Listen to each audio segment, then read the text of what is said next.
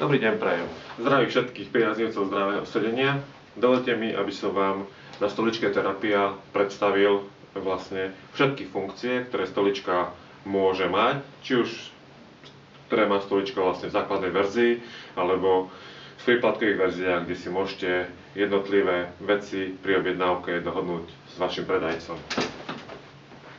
Takže v prvom rade, toto je základný model stoličky, kde vlastne vám ukážem, čo všetko tá stolička môže mať. V prvom rade je to nastaviteľná, plynule nastaviteľná hĺbka sedu podľa vlastne výšky sediaceho a podľa vlastne dĺžky stehenných kostí sediaceho. Nastaviteľné 2D područky výškovo, taktiež smerovo do strán. Aj na jednej, aj na druhej strane. Je tu up-down mechanika v chrbtovej opierke, čo znamená, že opierku si vieme klikovým spôsobom prispôsobiť podľa výšky sediaceho, takisto v najvyššej polohe padá mechanika dole. Je tam systém zúbkov, do ktorých zapadá v najvyššej polohe, vždycky spadne dole a odznovu sa nastavuje hore. Takisto je tu výškovo nastaviteľná opierka hlavy, ktorá sa samozrejme vyrába v troch verziách. V základnej verzii je model by som povedal, ktorá je hĺbkovo najmenšia.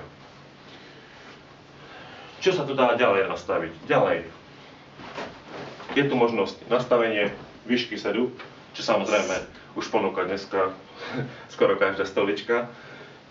Je tu možnosť dynamického sedu, čo znamená, že je tu synchronná mechanika s nastavením tuhosti pružiny podľa hmotnosti sediaceho. To znamená, že týmto valčekom, pokiaľ si tú tuhosť pridávame, tak vždycky ten tlak tej chrbtovej opierky je na našu chrbticu tuhší a je to vlastne podľa hmotnosti sediaceho, lebo čím je ten človek ťažší, tým viac prepadáva dozadu. Tak kvôli tomu je tam vlastne plynulá možnosť toho nastavenia.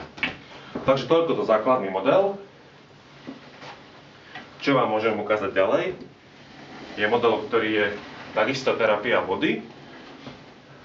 Toto je konkrétne terapia super body, ale sú tu vlastne, na tomto modeli sa dajú vidieť všetky vychytávky, ktoré vlastne môže, alebo všetky také fajnšmekerosti, ktoré táto stolička môže vlastne vám ako zákazníkovi ponúknuť.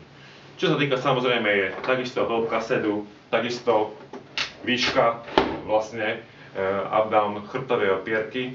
Čo je ale odlišné od základného modelu, je možnosť mechanickej fixácie chrbtovej opierky, čo znamená, že niekedy, keď stávate, môžete zo pár klikmi posunúť chrbtovú opierku. Nie každému je to príjemné, preto existuje možnosť fixácie chrbtovej opierky. Táto časť je vlastne príplatková štandardne, pri modele Superbody je automaticky. Ďalej je tu možnosť vešiaku, kde si môžete zavesiť trebárs sako alebo kabátik. Čo je odlišné proti modelu Body, je to, že vlastne tá hlavová opierka je tu už asi o 4-5 cm hĺbšia, čo znamená, že je tam použitá vlastne v tejto časti ďalej lenivá pena. V podstate to slúži na to, že vlastne vy keď idete do nejakej oddychovej polohy, tak tá hlava sa skôr chytá kontakt s hlavovou opierkou ako pri tom základnom modeli. Sú tu nastaviteľné 4D područky, čo znamená 4D. Znamená to, že vlastne môžu ísť hore výškovo, môžu ísť smerovo, dopredu, zadu, sú výklopné do strán a takisto sú výklopné bočne.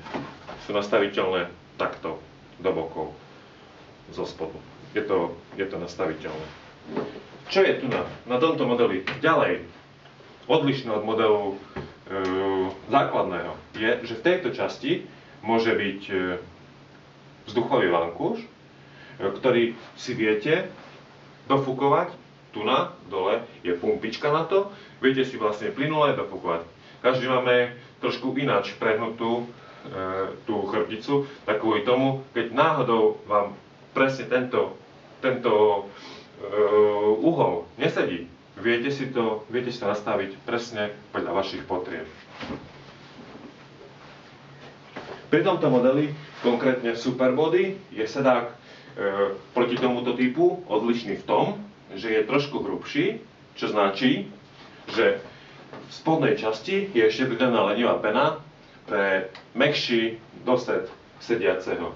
Je to voliteľná verzia, takisto pri modele Body je možné použiť sedák KL, čo znamená, že sedák je 50 x 50.